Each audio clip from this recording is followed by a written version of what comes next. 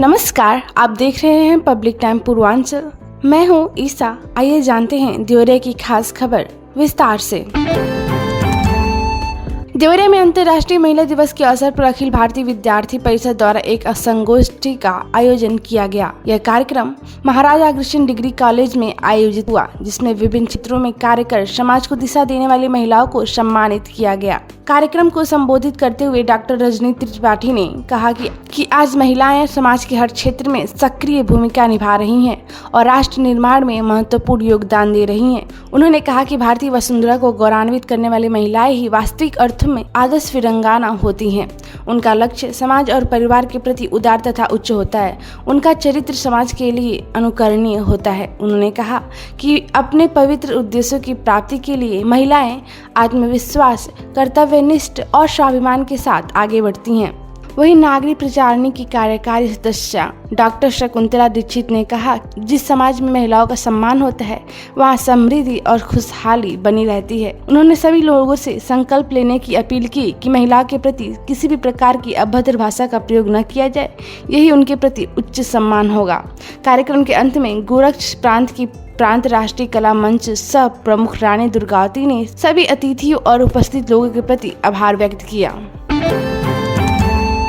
देवरिया के तरकुला क्षेत्र में हरैया से रैनी मार्ग पर बन रहे पुल के निर्माण को लेकर सोमवार को ग्रामीणों का गुस्सा फूट पड़ा। निर्माण कार्य में अनियमितता और घटिया सामग्री के इस्तेमाल का आरोप लगाते हुए ग्रामीणों ने काम रुकवा दिया। बताया जा रहा है कि इस मार्ग पर करीब 50 वर्ष पहले बनी पुरानी पुलिया जर्जर हो चुकी थी। क्षेत्रीय लोगों की मांग पर कृषि मंत्री सूर्य प्रताप शाही की पहल से लोक निर्माण विभाग ने करीब 38 लाख रुपए की लागत से नए पुल के निर्माण को स्वीकृति दी थी, जिसका काम इन दिनों चल रहा है। सोमवार को हरैया टोला खरहरिया के ग्रामीणों ने निर्माण कार्य में मानकों की अनदेखी का आरोप लगाया। ग्रामीणों का कहना था कि पुल निर्माण में कम मोटाई की सरिया, डस्ट मिली, निम्न गुणवत्ता की गिट्टी और घटिया सीमेंट का प्रयोग किया जा रहा है।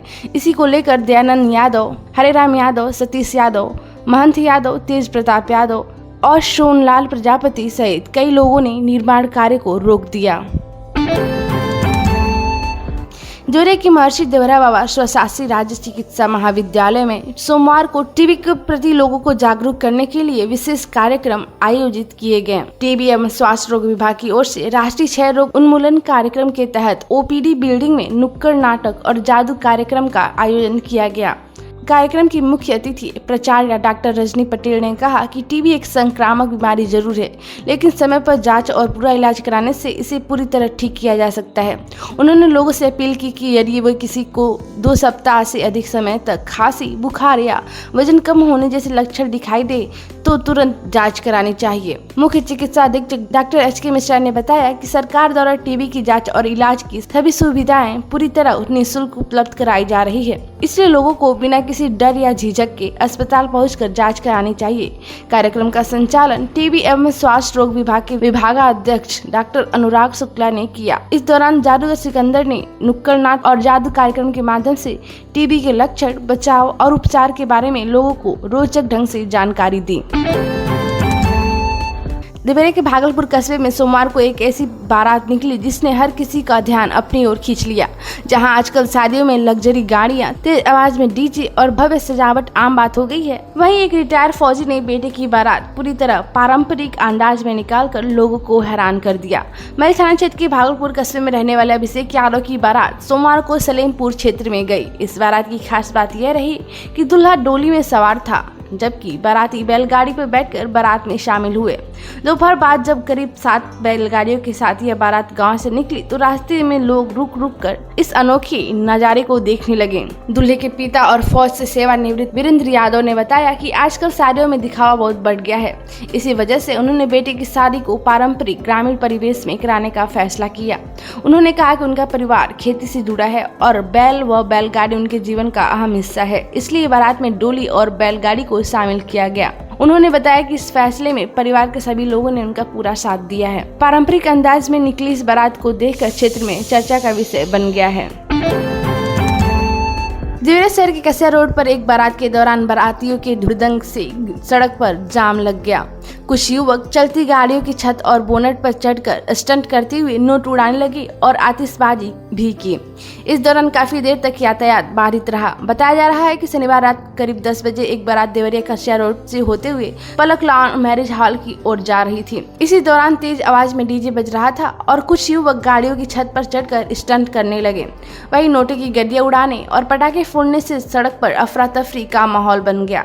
बारातियों की इस हरकत के कारण कसिया ओवर ब्रिज से लेकर रिलायंस पेट्रोल पंप तक वाहनों की लंबी कतार लग गई। सड़क पर खड़ी गाड़ियों और बारातियों की भीड़ से स्थानीय लोगों और राहगीरों को काफी परेशानी उठानी पड़ी। मामले की सूचना मिलने पर पुलिस टीम मौके पर पहुंची। टीएसआई गुलाब सिंह के नेतृत्व में पुलिस ने बालाजी मंदिर तिराहे के पास पहुंचकर स्थिति को नियंत्रित किया। पुलिस को देखते ही गाड़ियों पर चढ़कर स्टंट कर रहे लोग शांत हो गए। इसके बाद पुलिस ने गाड़ियों को सड़क किनारे कराया और यातायात को सामान्य कराया। मोटर व्हीकल एक्ट का उल्लंघन करने पर एक कार को 12,000 रुपए का ऑनलाइन चालान भी काटा गया।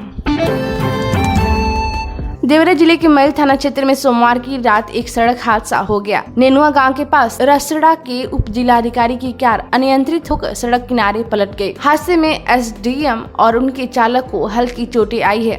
जानकारी के अनुसार बलिया जिले के रसड़ा के उप जिलाधिकारी संजय कुमार कुशवाहा किसी कार्य से देवरिया आए थे। सोमवार रात करीब 10:30 बजे वह कार से वापस बलिया जा रहे थे। इसी दौरान मैल थाना क्षेत्र के नेनुआ गांव के पास उनकी कार अचानक अनियंत्रित होकर सड़क किनारे पलट गई। हादसे के बाद मौके पर कुछ देर के लिए अफरा तफरी मच गई। आसपास के लोगों ने तुरंत इसकी सूचना पुलिस को दी। सूचना मिलते ही मैल थाना पुलिस मौके पर पहुंची और वाहन में सवार लोगों को सुरक्षित बाहर निकाला। हादसे में उप जिलाधिकारी और चालक को हल्की चोटें आई हैं, जिन्हें प्राथमिक उपचार के लिए भेजा गया है। पुलिस ने क्षतिग्रस्त वाहन को भी सड़क से हटवाकर यातायात सामान्य कराया।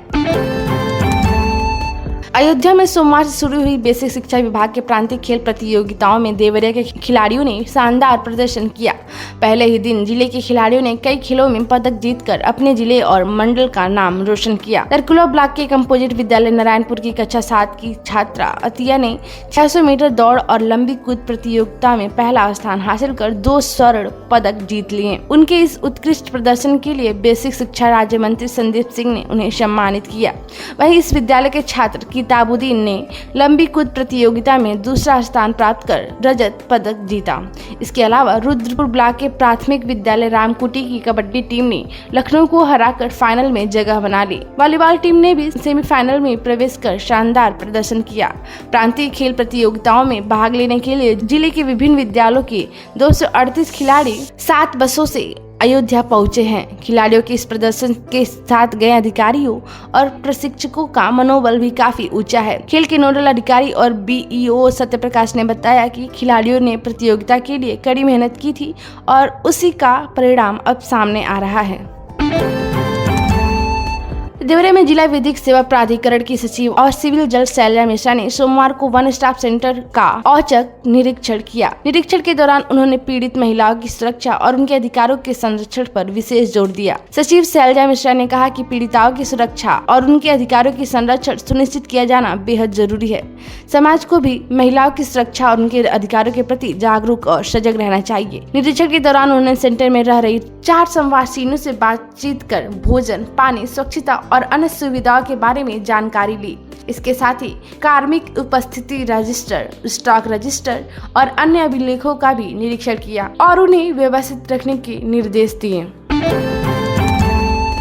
तो ये थी देवरिया की खास खबर। आप देख रहे हैं पब्लिक टाइम पूर्वांचल। मैं हूँ ईसा। नमस्कार।